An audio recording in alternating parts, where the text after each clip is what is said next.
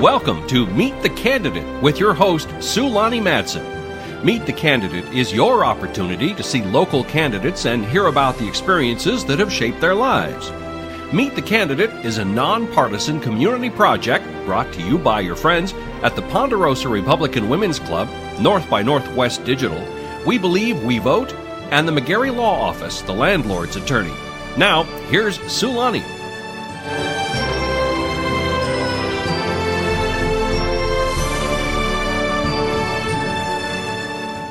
So welcome to this edition of Meet the Candidate, and my guest is Mike Kennedy, running for Liberty Lake City Council. Welcome, Mike. Well, thank you. I appreciate the opportunity to come down and visit with you. I've watched the programs over the years, and I've always been pleased. I just never thought I would be the one sitting here.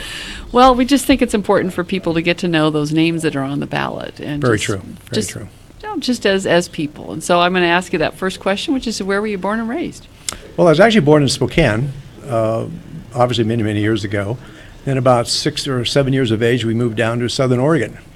My dad had worked for Kaiser here, and they were building a plant down there. And Riddle, Oregon, of all places, has the only... Riddle, Oregon. It's about off of I-90, or I-5, about 18 miles south of Roseburg.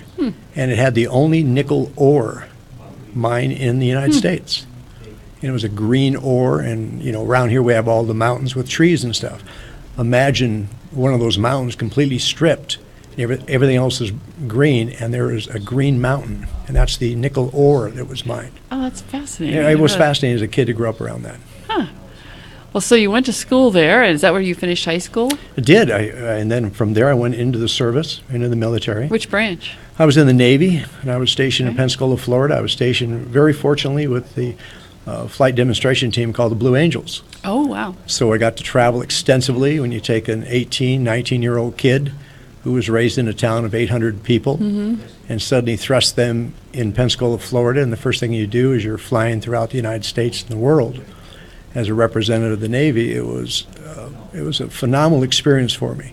And what it allowed me to do is grow up very quick and learn the importance of responsibility and also having authority with that responsibility. And that's stayed with me all my life. Is there a particular experience on those travels that oh, Lord, really stuck with you? To be honest, there are so many. It's just absolutely incredible. I can say that by the time I was 21 years of age, I had been in every state in the United States except Hawaii, and it was in North or South Dakota. I couldn't remember. Well, they do sort of run together. But they sort of ran together, yeah. It was unique in the sense that you got to meet a lot of people in politics, a lot of then powerful people. I was a photographer with the outfit, so I was in a unique position that I got to go on a lot of meetings with the officers, and they were meeting politicians, senators, President de Gaulle, things of that sort there. I got to be able to be there when we were in Paris. There are actually some photographs that I participated in that are in the Flight Museum in Washington, D.C., that I'm very proud to say that I was involved in actually taking the photo. Wow. From the back seat of a two-seater jet flying over Arch of Triumph and also Big Ben in London, England. Oh, that's as a 19-year-old guy. Very cool. How long did you stay in the Navy? I was 3 years, 11 months, and 14 days. But who's counting? Okay, so the travel was good, but otherwise it wasn't the life for you, and you went on to do what next? Well, it was a life for me because I thought it was great. I wanted to make a career out of it. Betty, my wife, of 51 years, Betty and I went to school together. We met in the 3rd grade in Riddle, Oregon. And we were best of friends through school and then got married. We were when I was with the Blue Angels, she came to Pensacola. Our oldest daughter, Michelle, was born in Pensacola. And we thought the military would be a good thing. Michelle had severe medical challenges, and we thought it would be good to stay in the military because they had good medical on it. And it just didn't work out. We felt her severity of challenges she had, that it wasn't going to work out there, so we decided to come back. We wanted to settle in Southern Oregon, but there was no employment. So we moved back to Spokane. My grandmother and aunts and uncles lived here. So I had an opportunity to take a job in Southern Oregon pulling green chain in a lumber mill. Oh, that's hard. It's a very hard one. Yeah. But in a small town, that was the basic thing. I was trained as a photographer, and there was no work there. Yeah. So I came to Spokane with that idea, and came here with $65, stayed with my grandmother, for 2 weeks because this job in Southern Oregon was opening in 2 weeks. And I told Betty if I didn't find a job within 2 weeks, I'd be back. Okay. And it was 2 weeks of the day I got a job. And Well- we've been here ever since. Well, good. So what did you start out doing? I started, of all things, at Commercial Creamery Company, very close to where we are right now, running an egg breaking machine. For ice cream. So I started out and everything was up from there. Well, that does say something about your character. You found a job to take care of your family, and you just went from there. Well, that's just it. You do what you have to do, and I think that's what it comes down to. It doesn't make me a unique individual. It doesn't make Betty a unique individual. Our daughter had severe medical challenges, and you just do what you have to do. Mm-hmm. It's not that you want to sit and say, woe is me, why has this been thrust upon me? Mm-hmm. You just assume the responsibility and do what you can to make it right. Mm-hmm. Well, on a little bit lighter note, so what have you most enjoyed about living in this area? Have you been out in the Liberty Lake area long, or moved around to Spokane? We moved back here in 1967 and was in Spokane and got involved in banking. I worked for Old National Bank and I was in finance for quite a while, and Old National Bank for a period of time. And then during that time, I was always involved to some degree of being involved with city council. I would attend meetings. I tried to stay abreast of what was going on. Mm-hmm. Working for the bank, it was advantageous for me being at the bank because I met with a lot of business owners that dealt with the bank, and a lot of these people had something to do with the city. And they would make comments about the city that I wasn't aware of. So I thought, well, I'll educate myself. So I started going to meetings, started meeting some individuals, and realized if I'm going to live in a community, I should be knowledgeable of what's going on. I don't have to be an expert, but I do need to be knowledgeable. Mm-hmm. Well, so you've been involved in the public arena, at least as an observer. What made you decide to take the step from observant citizen to actually run for office? I think it's difficult to say what makes the change for something like that, other than it's like when my eyesight started to go. You don't really notice it, and as you get closer, you start going, I'm involved. And that's what it was. I was so involved behind the scenes. Mm-hmm. In Spokane, we did a lot of business with the city. I owned a telecommunications business. Betty and I operated, so we did a lot of work with the city, providing long-distance service and also pay telephones. If anybody can remember what a pay telephone was. Well, I do, but yeah. Yeah. But there was a time in Spokane, up through the 90s, if you ever used a pay telephone, I owned it. There was U.S. West and us, and U.S. West was getting out of the pay telephone business, and we expanded into that in addition to providing long-distance service to hotels and motels. So it became a natural. So when we always wanted to move to Liberty Lake. We really liked that. I'd had experience of about 5 years or so of being on the planning commission for the city of Spokane. Mm-hmm. So I had a great involvement through that, and that was in the 1990s when we saw when the Growth Management Act was coming in and working on long-term things for the city and stuff.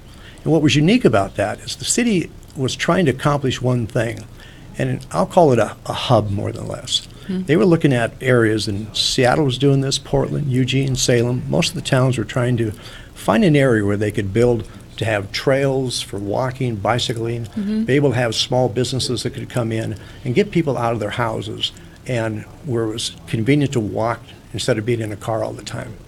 Well, that was in the 1990s, and one of the areas that we actually, several of us in the Planning Commission went out to was Liberty Lake, because that was a planned community in the 1970s up through the 80s, and that became an example is that it would be great if we had the open space to do that.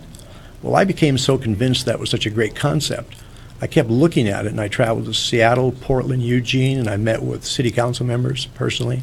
I met with planning commissions to see how they're going to get this accomplished. The challenge that they weren't able to accomplish, even now, 20-some years later, they didn't have the open space to do that. So I kept being drawn back to Liberty Lake.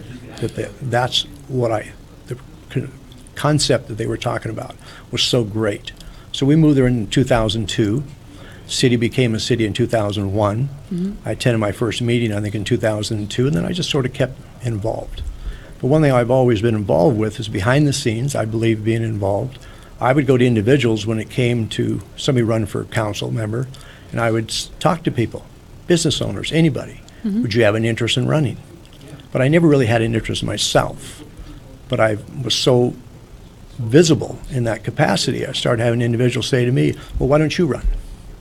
And what I suddenly realized, I can't encourage others and then say, oh, no, not me. Mm-hmm. So I've jumped into it. I absolutely enjoy it. There's fun parts of it, there's frustrating parts, and there's disappointing parts. Mm-hmm. But the critical thing is that you get involved, and the day goes by quick. I have a 9-year-old grandson that he went out and helped me put signs up.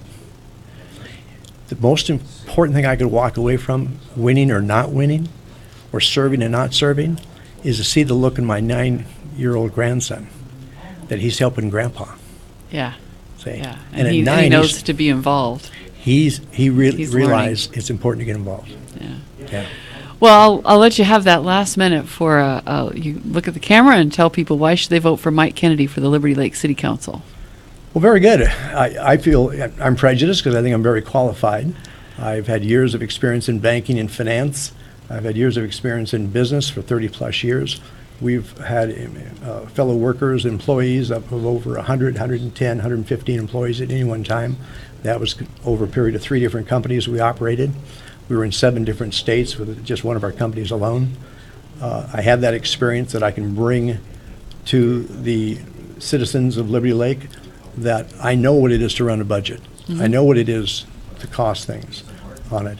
I was fortunate enough to where I decided to run, and I'm fortunate enough that I had somebody running against me, because too many times we get individuals who it's difficult to get somebody to run for a city council because of the exposure, the money, things of that sort there. So I think it's great where we have 2 or more people running for a position. Unfortunately, in my position, my opponent has dropped out.